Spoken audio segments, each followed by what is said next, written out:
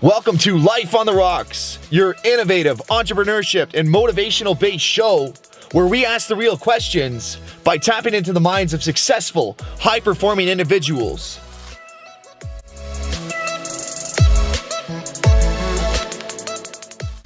I'm going to predicate to you that luck is an illusion, disproving the myth that there's a such thing as an overnight success. Get ready and strap in 3, 2, 1. We're coming at you live from Life on the Rocks with your host, Connor Larcque. Today's featured guest in the hot seat is my good friend, Steve O'Brien. How are you, my man? Not too bad yourself, Connor. Thanks for having me out, man. Anytime. It's always good. For anyone who doesn't know, Steve is the owner of the prestigious brand Full Tilt Fitness in the city of Sudbury. He was actually ranked #1 trainer. I mean, we can obviously argue that, but I would agree with him. #1 trainer in the city of Sudbury. He's an international firefighter competitor, so he's competed in Las Vegas, Dubai, ranked in the top 20 in the world. And he also has some boxing experience too. Yeah, quite a bit of experience. No, absolutely. For anyone who doesn't know, go into a little context of what got you started in business first. Well, it was kind of all a big surprise, Connor. Can't even lie about that. I wasn't, the master plan wasn't to become a huge businessman. I actually started off to be a mechanic. I'm a level 3 diesel mechanic, like an apprentice. Wow. And it all kind of just, the job market crashed, and then I was still training at the time. I started boxing when I was 15, 16. Wow. And then I'm pretty sure everybody knows kind of Team Shredder. Team Shredder was a big, we'll say mixed martial arts. You know, right? You still train with him? Absolutely, yeah, I see him once in a So while. he gave me a big, we'll say, opportunity to start my personal training business, and I just kind of ran with it because I like boxing, I like training, and it all came together, and one thing led to the other, and now we're here in Full Tilt Fitness. We've expanded the last 2 years, and we've been nominated. I was nominated Sudbury's favorite personal trainer 2 years in a row. I agree. The gym as well. It was nominated Sudbury's favorite gym. And then we got Sudbury's favorite weight loss clinic as well. So it's all coming together, and there's no huge master plan. It's just happening. Treat people like people, and people are loving it. No, exactly. It's a funny thing. So for anyone who doesn't know watching this, Steve is the type of guy, it's that atmosphere you had, especially with all the clients you had. I met a lot of different people. I did some of your circuit classes. Yeah, for sure. It was always that same thing. Like you said, always be nice to people. It comes back. And you'd walk into that class. You could be anybody. You could be of any weight size, and you walk 100%. in, you feel good. Yeah. So it's funny too how that started. So I started training martial arts maybe 8 years ago. I met Steve probably about maybe 5, 6. Yeah, somewhere around there. 5, 6 years when I first started Full Tilt, so almost 7 years ago. I was 21 when I decided to become a business owner and try it out. And it was more just becoming a personal trainer because I enjoyed training with people like you, training with professional athletes, and everybody was just super cool. And No kidding. One thing led to the other, opportunities, just treat people right, and That's what one got thing you led to the started. other, man. No, exactly. And for anyone who doesn't know, Steve actually trained with Mitch Gagnon too. Yeah. How was that? Walk us through that a little bit. So training with a UFC athlete, someone that's up at that professional caliber. So what's even cooler than that is when I first started boxing, I was a 15-year-old kid. I was all of 140 pounds and full of piss and vinegar, and I went into the gym and was training with some professional athletes, and they all kind of took me under their wing and helped me out quite a bit. And I find a lot of people have a lot of things to say. So the easiest part for me is sit back, listen to what they have to say instead of trying to over voice them. Just listen and use what they have to say and just apply it in your own way, right? Maybe what they did doesn't work so great for you, but if you mix and match a little bit of what everybody says, it works great. So people like, just a lot of big names, Phil Boudreau, Mitch Gagnon, Trevor Fair was a huge training partner of mine. He's a full-time firefighter, and he was actually a world champ, 2010, 2011 for Firefighting Combat Challenge. So just surrounding myself with people that have already done the stuff that I want to do, and just kind of learning from them, and Absolutely. and not saying they're better than everybody else or I'm better than you, just learning from everybody and making your own opinion and applying it in your own way. It's even like Eve. So we trained with Eve for a long time, and Eve was always of the Bruce Lee mentality.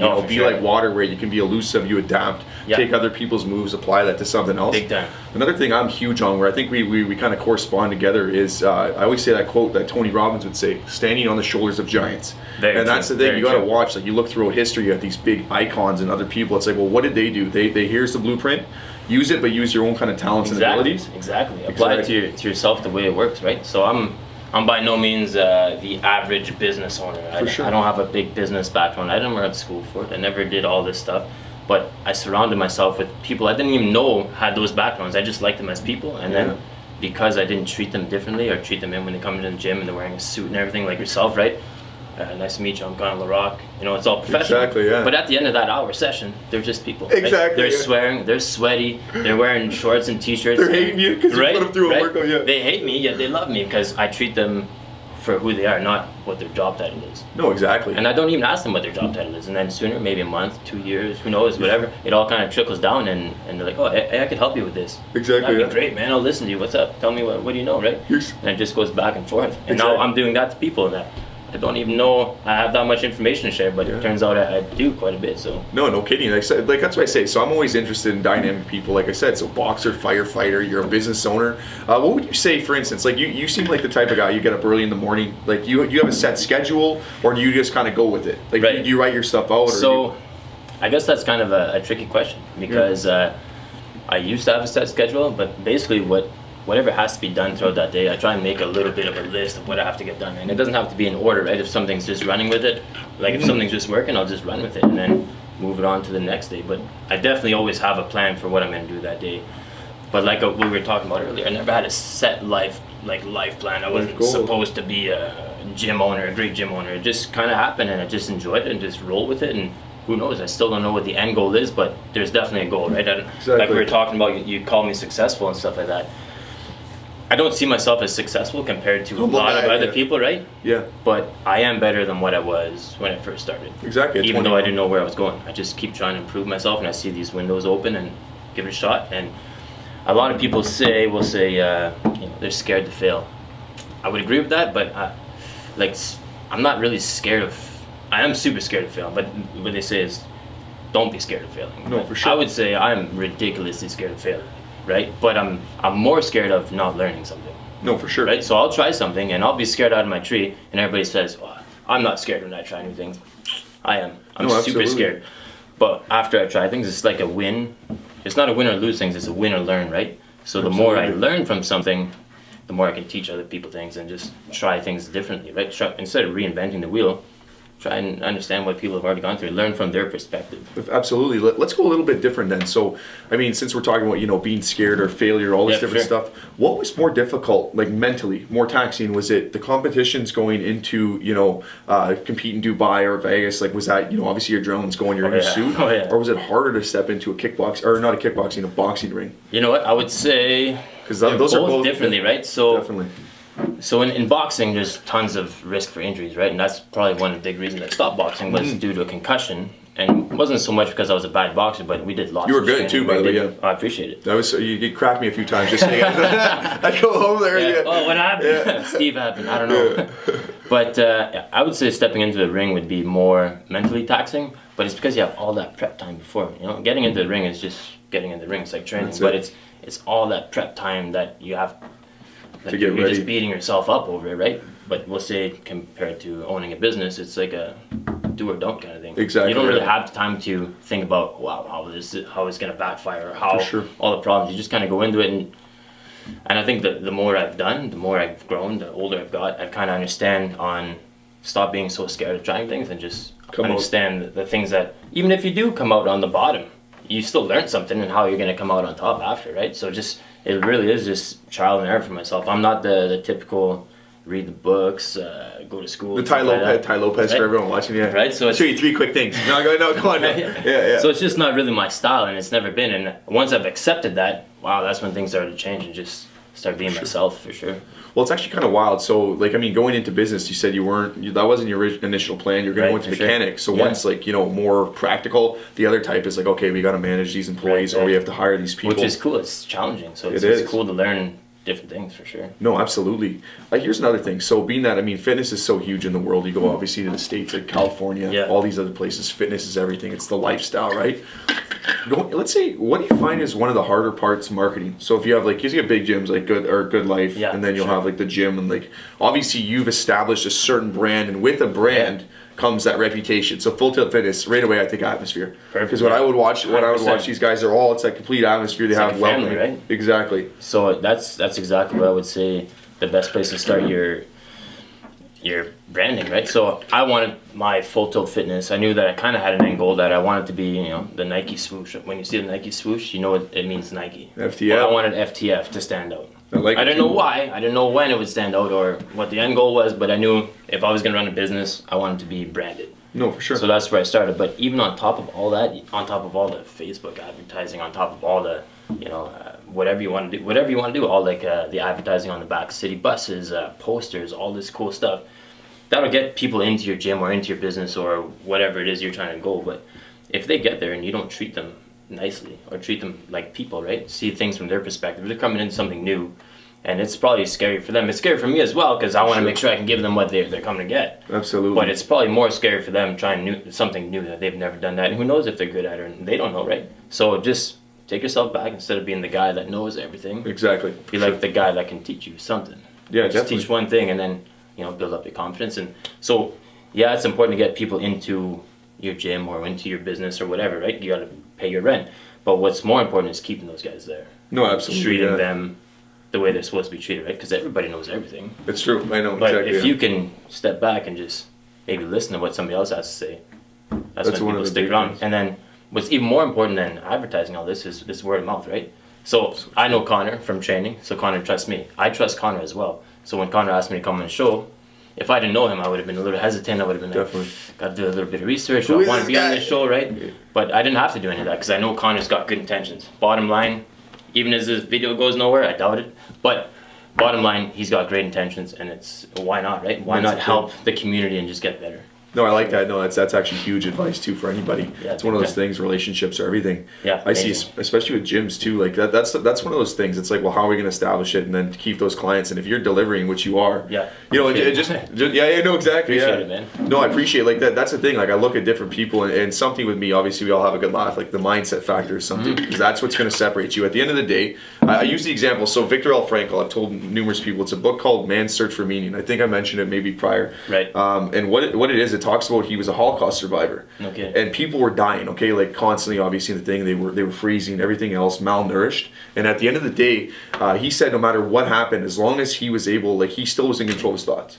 So Okay. after that all happened, Nobody no matter- can control that. Exactly. Well, you could let them, but You can let him, he was yeah. able to. Like the TV, right? No, we can't make that joke. Yeah. No TV jokes. Alex Jones style, yeah. No, but it's one of those things, right? It's that mindset factor and how you do it. And just so people know, Steve, that was one thing with you. You're a very humble guy. Thank you. And that's one of the things. And I mean, I like to talk. Obviously. Which is one of my downfalls, guys. It's still a downfall. Like sometimes I'm Really, way yeah. too humble, and some people are like, hey, man, you gotta step up. You gotta be confident. And I'm like, I am confident. Mm-hmm. I am confident, but I don't want to be the guy that knows everything. Even sure. though I know quite a bit, but I don't want to come off as the big, king of all things. The because Conor I'm McGregor, not, right? yeah. The Conor Even though McGregor. I like Conor McGregor because he's fun to watch. Exactly. But you know what I'm going with the idea. Totally, right? it's like so I didn't know anything about books, and I just learned about this book you just told me about. Yeah. The Holocaust, right? So I'm not a book guy. I might never be, and I'm all right with that. I still read every once in a while. Definitely, but yeah. Connor's way big book guy. Obviously, he wrote his own book, right? And I haven't read it yet, but I'm guilty No of worries, that. But, no worries, yeah. but stuff like that where I don't have to read your book. I have to know you. Exactly. And I understand yeah. what you're getting at.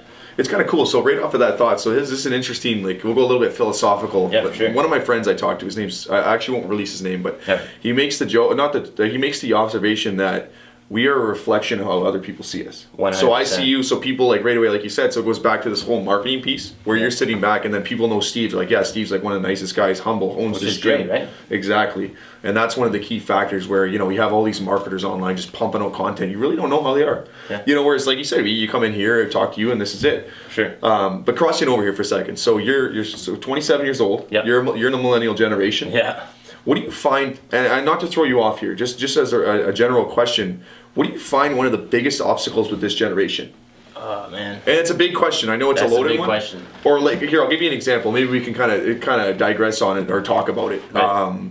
Like for instance, so I always say the same thing is that a lot of millennials, like, right, we always use the analogy. It's like, I can't find a job. You went out and created one. Right, Straight so entrepreneur. Let's run with that idea. So I feel like a lot of people think they deserve stuff.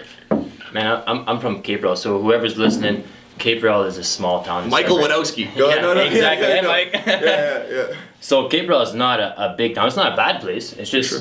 it's not city-like, right? You don't have those big city-like mentalities, we'll say. So I was never exposed to that. And then when I started business, we'll say, I was hanging out with a bunch of big wigs. And I didn't even know they were big wigs or whatever because I just saw them as people. And the more I just treated them as people and not let myself get disrespected. That's a huge thing, guys.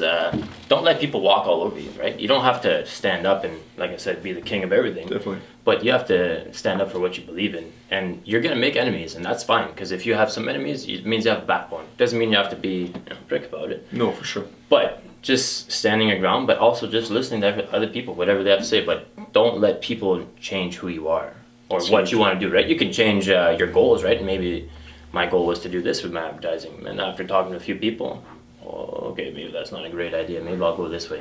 But I wasn't like, this is what I'm going to do. This is the best way to do things, right? Just have a backbone, but for sure, still be listening to other people. And going back to that millennial question, wow. Don't worry, it's okay. I find a lot of people think they deserve things, right? They just don't want to work for things. They want the high-paying job right off the hop, right out of school. And that you have to work for things, guys. You have to put the time in. Like, and I'm 27, but I've had a lot of little jobs, and I've learned everything from little jobs. I went from being a mechanic to working at CN. I worked at CN for a while. No kidding, I didn't know that. Yeah, I'm a boxer. I've framed houses, right? All through high school, I was framing houses with my uncle. My whole family is, like, we'll say, trades-based. Okay. So I understood what the trades were, and I also understood that most of my uncles and stuff like that are crippled. And I don't want to be crippled. Oh, yeah. So I already knew a little bit of the fitness background from training and whatnot. So it was like, how can I make this happen a little better? And I just listened to my uncles and stuff like that tell me, if you want to do a job in trades or a career in trades, you're probably going to pay for it by the end. So exactly, it's like, all right, well, maybe I'll use that and run with it, right? So just listening to people goes back to how I got to here somehow. Exactly. Well, it's interesting, actually. So I think, like, you know, some of the tradespeople, they're like the biggest dog workers you ever see. They will work all day, man. I know. But they will party all night, too. It's so true. It's kind of going back to that balance. That's what that works for them. That's still balance in an extreme kind of way, but work. We also have to enjoy time off, right? But yeah, anyways, it goes back to just people expecting things without any work being done. It's so true. And I can't stand that. I just can't stand I literally can't stand that either. No, exactly. People like, yeah, how would you get to where you're going? I have no idea, but I know I worked for it. You worked, I worked harder than most people I know. Exactly, yeah. And I sleep at night like nobody's business. Yeah. You earned it, yeah. Yeah. That's the thing, like, you earn that sleep at night, or like the Eric Thomas mentality is like, I'm waking up to a purpose, whereas most people are just waking up, they're kind of saying, oh, I this is because of this is why I failed, because of this. But people wake up to it and they see Connor. He's crushing things. Just come out swinging. Yeah. But, yeah, exactly. Always coming out swinging. But nobody sees all the stuff that happens in the background, right? There's that Facebook post, I'm sure people have seen it quite a bit, it's the iceberg, right? There's a little tip of the iceberg hanging out, and they're like, oh, success. But they don't see everything else that's happened underneath it. So people wake up and they just want to be successful. But, man, I remember times that I first started with Team Shredder, I would drive to the gym, try and build a gym, finish all the drywall work, and try and get the mat set up so we can go to work. Like, back forth 4 or 5 times a day from Cape Rel, which is over an hour away. No kidding, yeah. So, and I still wasn't making any money at that point, but progress, little things, treat people nice, work off things, right? Have a little pride in what you're doing. It's huge, right? If you don't have any pride, you're not going to go nowhere. Absolutely. If you don't like what you're doing, change it. No, it's not that hard. No, absolutely. It's challenging, but it's not that hard. If you don't like what you're doing, fix it. Seriously, it doesn't happen overnight, but absolutely. You can take the steps towards it. That's huge, right there. No, that was huge. Like, that's the same thing with me. Where I'm looking back, and I understand people. There's going to be people that are in worse situations than others. They're going to experience trauma. You're going to get hit. Yeah.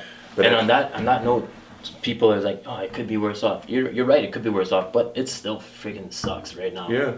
But that's fine. Just keep working towards it, right? Everybody's like, that was hard back in the day. It's true, yeah, but it's not the same as how hard it is for me right now. Exactly. Maybe it is, maybe it isn't, but what I'm doing is different than what you were doing. No, right? for sure. But it's still a challenge. It's still a challenge. No, exactly. Everything just take it in strides, I guess. Exactly. Like, even like you take, like, so I had Ryan Benoit on here for the first episode. Right. And Ryan, like, one of the nicest guys, like you always said, he treats people so well. And the other part of it too is, like, he's the biggest grinder I know. Like, literally, he was in his store every day. Every time I go in the mall, I'd always stop by. Right? Yeah. Exactly, yeah. He's always there. I haven't even met the guy yet, but I've been meaning to go out there, and there again, see, that's just me making up small excuses. I just haven't done it, but I will do it. For sure. I I gotta take that step, right, and go in. And After the episode, I'm gonna intro you to him. Yeah, I'll intro. He seems like a introduce you. super cool dude. He's super cool. He's out, and now he's getting all over. And I always Ryan, like, he's very humble too. And I'm sitting there like, Ryan, you're going global. Like I'm just that driver, right? And like, I'm not scared to tell him. I'm like, that's Ryan, what's cool, man. Exactly. Yeah. Like if you don't like me, I mean that's okay. And this is where we have a joke. But you're thinking big, right? That's thinking outside the box. Exactly. And you're not reinventing the wheel, but you're making your own wheel. That's it. I'm turning the wheel. Yeah.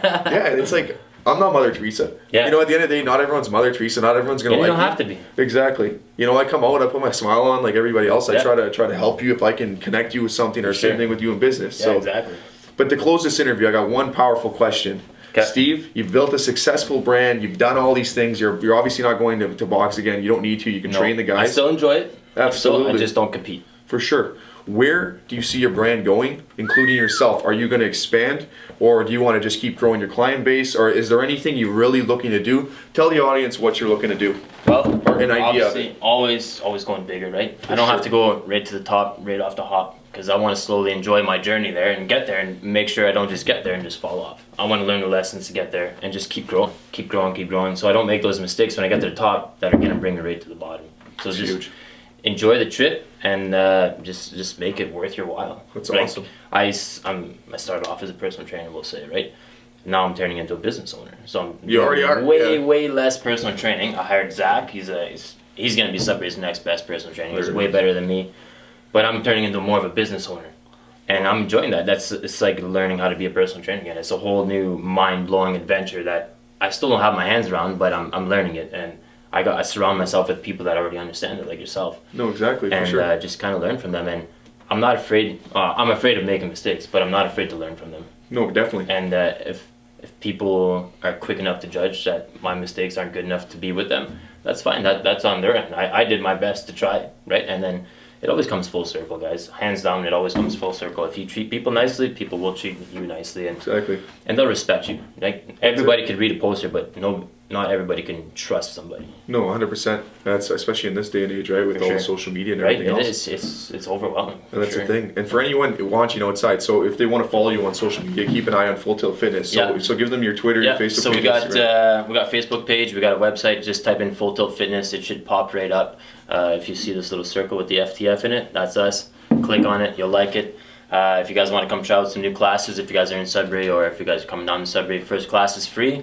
Like I was telling Connor earlier, I'm a horrible salesman, but I always my products speak for themselves. If you guys want to come try it out, first class is free. You like it, great, stick around. If you don't enjoy it, no big deal. I'll learn from it and I'll understand why you didn't enjoy it. And next time you come back, you will. That's huge. Hopefully. I love that. It's honestly been a pleasure, Steve. You're the man. Seriously. Awesome. Thanks for having me out, man. Anytime. Take care, ladies and gentlemen. See you guys later.